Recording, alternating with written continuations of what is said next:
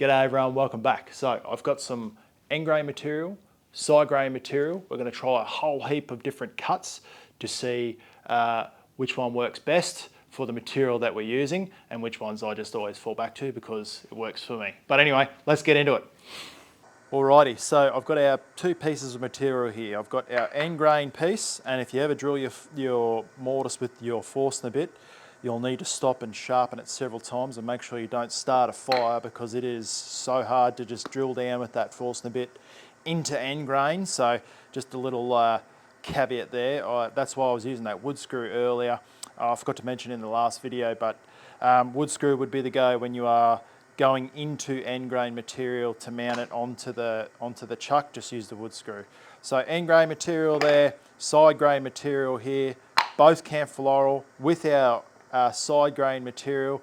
I have a little split just down here, so you can see that I originally wanted the piece to be up the top like that, but so like I said in one of my previous videos, I go back through the pieces to make sure that they're Mickey Mouse and they look primo and the best part of the grain is going to be exposed at the end, but I wanted to avoid that at all costs, so hopefully that'll just get turned off and we can mount the bowl like so. So that'll be the base. So I switch sides. So we'll start with the end grain.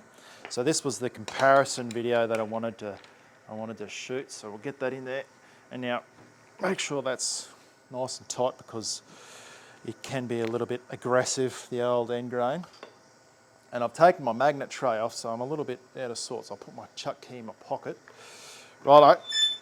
That's very noisy. Sorry about that. Banjo over. And now, in my previous video, I'm just going to show you some alternative cuts that we can make when we're turning end grain. I'll wear my respirator for this video because it is going to be quite dusty. Make sure I've got that clearance there. So now I'm going to go from the top of the hill down to the bottom, so top to tail, so to speak. So I'm going to turn with my opposite hand. Normally I'm turning like this, left-handed, but I'm going to switch it up. And the reason why I would do this is to stop that chipping out coming up from the top. And yes, it is easier going back down the hill.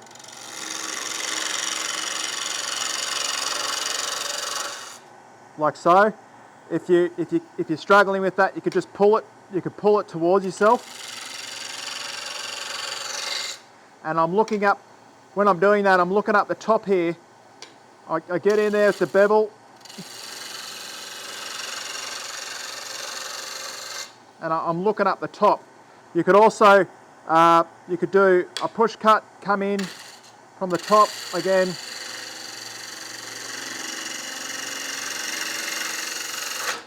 Coming down the hill. I'm not going to keep taking heaps of material off, but in that last video I just wanted to turn the end grain the same as the side grain, just because I wanted to do it that way. Now, I know I'm not going to move the camera because you all know what I'm doing right now. I'm just marking up for that tenon on the base there. Now, with this part, in the previous video, I think I did up the push in, where I pushed in the material. But you could also load that tool down by your right hand side of your hip, knuckles over grasp, and you could swing that tool in all the way to the tenon, and then like you're in the boxing ring, right leg in front of left, and then pull back, both knuckles up on the tool, pull back towards yourself. We could use our gouge for this to mark the tenon, but we could also use our skew chisel like I've shown you before to cut that tenon there, but we'll just go with the gouge just to speed the video up a bit.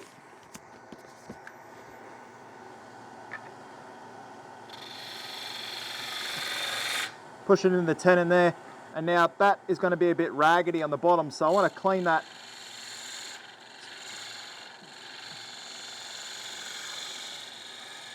And these M42 steel tools, they stay razor sharp, they're so good. You do have to hone it under there hone the flute after you've done as well. Just going to cut this base now. Of course, going back the opposite way would be a lot of an easier cut, so you're going to miss seeing this. Hold on. Look at me go, moving the camera for you and everything. So what I'm saying here is to get a really nice clean cut, and I learnt this off Mike Mahoney when he does his platters on the underside, so cutting back through that end grain material, is to, like we're going to start that push cut, so my arm, my right hand, the knuckles are up, my left hand's underneath, my thumb's just holding that opposite side of the flute there, and ride the back of your tool until you, and then bring that right hand towards yourself, the lower right hand towards yourself, and still you start seeing those little shavings come over. So there we go, and then start cutting back. Now push my right hand away as I pull with my left hand. And that will make a really nice clean cut on the underside, and then it's the less time is spent for sanding. That is actually just a little feathering on the outside there that I'll just tidy up here. There, and this is the other cut that I was showing you before. I'll just gently cut that feathering off and then bring it down. Bring it down, Kez. There we go. Righto. Now, like I did in the previous video, we can work our way going up the top. So working our way, working this corner off. But I have to be very mindful when I come to the top, obviously, and that's why in the previous video I came back this way and went back down the hill, so top to tail, or top of the mountain to the bottom of the toe. You know, like a road has a batter, the top's the shoulder and the bottom's the toe. Sort of same principles we're going with here. I know there's some people out there that worked in the construction industry, that's why I had that analogy in my mind. But anyway, we're going to go from the top, because that is definitely a whip moment. We're going to go from the top to the bottom, but we'll take the corner off first. So back to the Woodcut 16mm bowl gouge, sharpened to 45 degrees there, a little bit of that heel removed. Now I'm going to start working my way, take that corner off like I said. If you can't do that, just do a pull cut. Just pull it.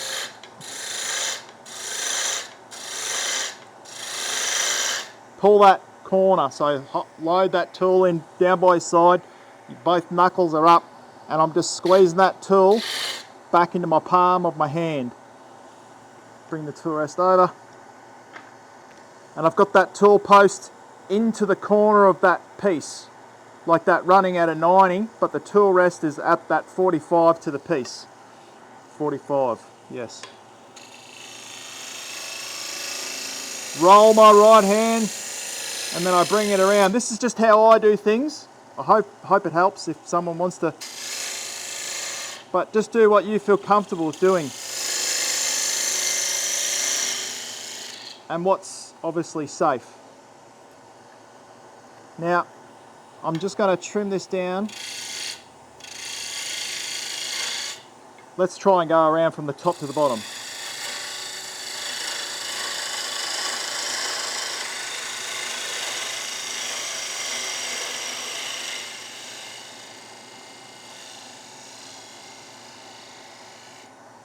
Not the best, cleanest cut. We've still got a few ridges there, but that was a push cut going in reverse. I'm just going to tidy this little bit up here. Just a shear cut. And then a little bit down the bottom there. Right.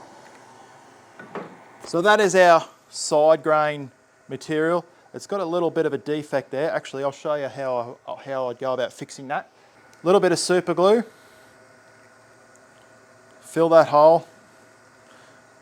Every wood turner's probably got bulk super glue all over their fingers, but get it in there like that. Let it soak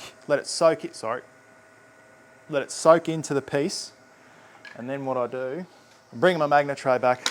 It's coming back. A bit lost without it. So let it soak. 180 grit. Let it fill that little hole up. Push that dust in there with your finger. You can see it's starting to fill a little bit more, just a touch over the top, just to soak that. Oh, I'll literally just use this one. There we go. A little bit too much. I'm always very liberal with the super glue. It's too much. Bit of sawdust. Just wipe that excess off. There we go. And then just a light spray with the accelerator. It's always best not to use the accelerator, but because it makes it, I actually learnt this off Glenn Lucas, it makes it brittle. It can make super glue brittle. But that's the end grain piece. Back to, let's get the side grain. I've got a really cool little cut that I want to show you as well. Side grain material getting locked and loaded. My head hit the camera again, apologies. But we're gonna keep, the camera must go on. Side grain, a lot more forgiving. Let's just cut it down to size. Left hand turning, speed up.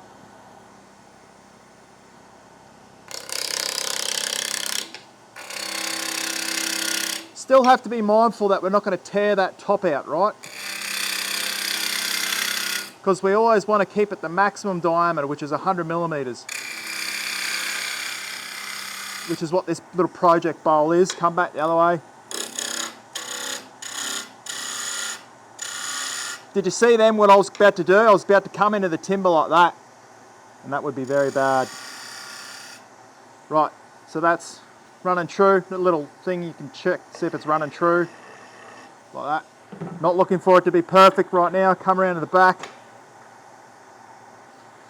And that is already running flat, but I'll make a little cut because that's just flatten that base off. Dividers. Mark our tenon. If the tool rest is a bit low, just bring that right side up to get it at center height. Tool rest, drop the tool rest. Actually, have I shown you guys this? This is, you can buy them on Mr. Lucas's website. They're a tool collar, or a tool post collar. So what it does is you set the center height for majority of the tools. I have it for my trimming tools. Set it at that height, and that way you don't have to keep finding that center height all the time when you're switching between tools. Of course we can press in, right? We can cut in.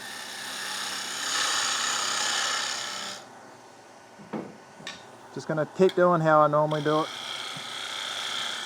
Just as if I was working. I never drive that little spot off at the end. I always try and get it as clean as I can. Tool post running at that 45, sorry, the tool rest, 45.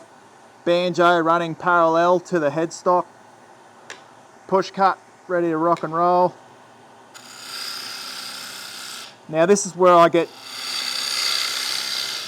greedy and I always want to take heaps off. I'll show you this cool cut as well. So we keep working it. Roll that flute.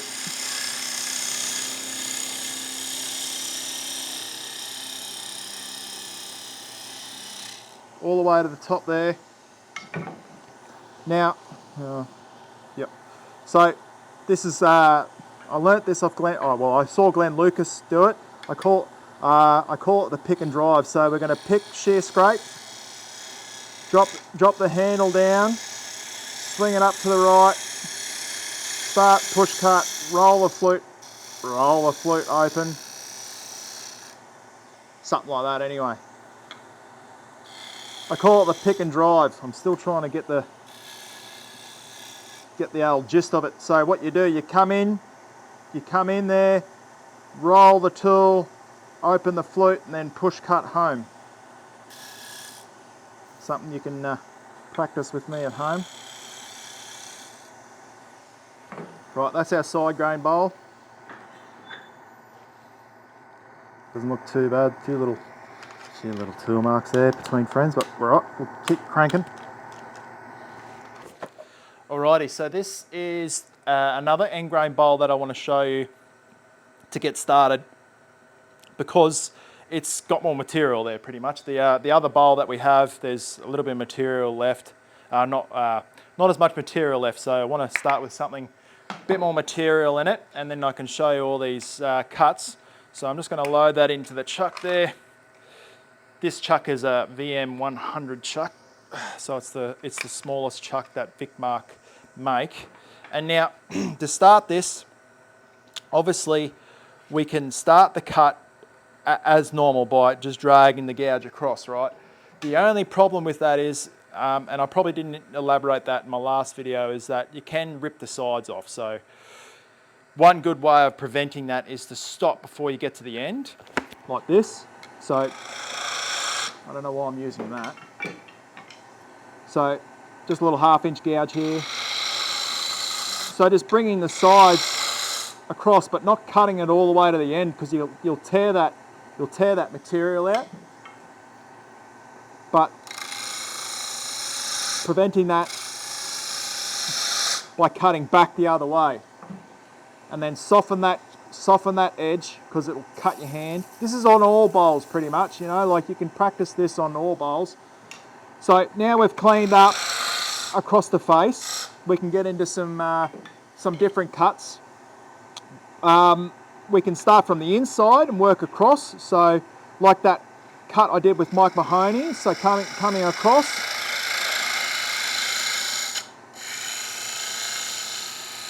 just stopping before where I see the rim being, so just stopping before there, like that. So that's just simply come in, find a bit, grab it, and then push it across like a pool cue. Push the tool across. That's how I do it. Anyway, flatten that off. That you could also get a scraper and push the scraper in. But now that we've got a little hole there, push the scraper in like a square end or something like that. But if you've got a square end scraper, no doubt you've probably got a bowl gouge. So let's just keep it towards those. And then you finish it off with like a French curve scraper or something down the bottom, a round nose. We'll grab another tool here and we'll do Richard Raffan, the back hollowing. So we come in and we're going to use the upper portion of the wing on the opposite side. So coming in and then opening it up. So coming on that opposite side.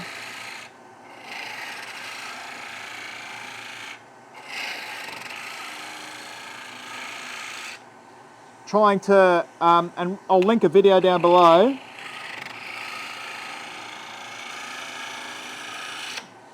I'll link a video down below that Richard, or Mr. Raffan made about back hollowing, so we could try that. And then of course,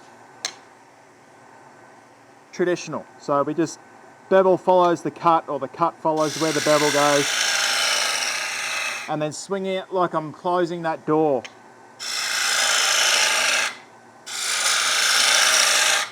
Working it down in steps. Maintains the strength on the side walls. Like that. Pick up our sharp gouge. Turn the speed down a touch. I don't like that rim. Sorry, what I was doing there is I was just checking the bounce.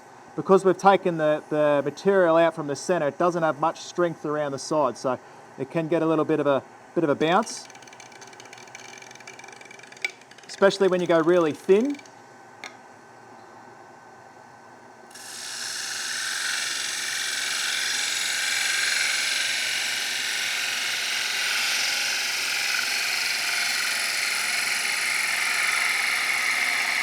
But just slowing that cut down helps a lot. Speed back up, back to the bottom bowl gouge.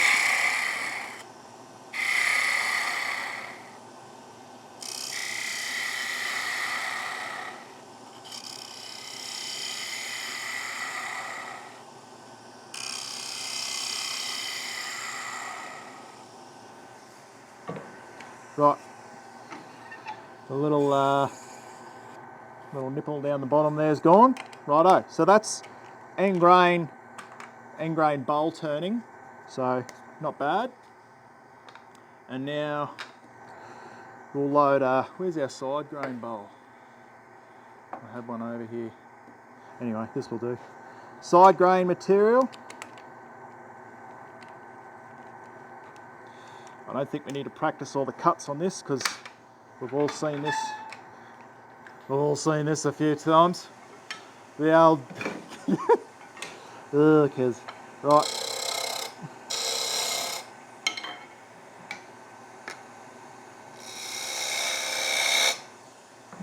The old end grain, side grain. I take that step out because I've caught myself out before.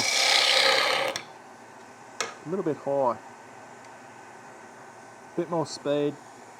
I'm running at 2,300. Take that down.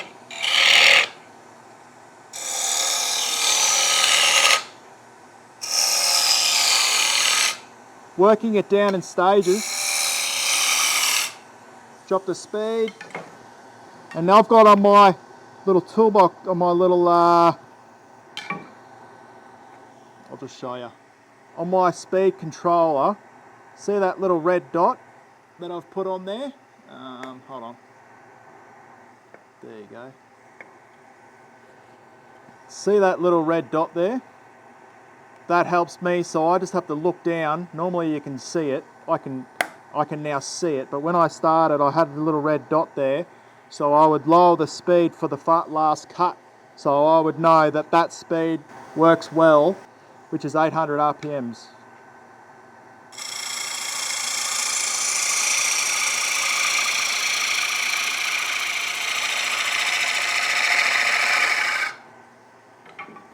And I don't know if you saw then, but coming in with the flute open like that, I'm likely to catch that next little rill there. So I come in and then I roll the flute over so I don't catch it and then rip the tool up or rip the timber out. Speed back up now. 1800.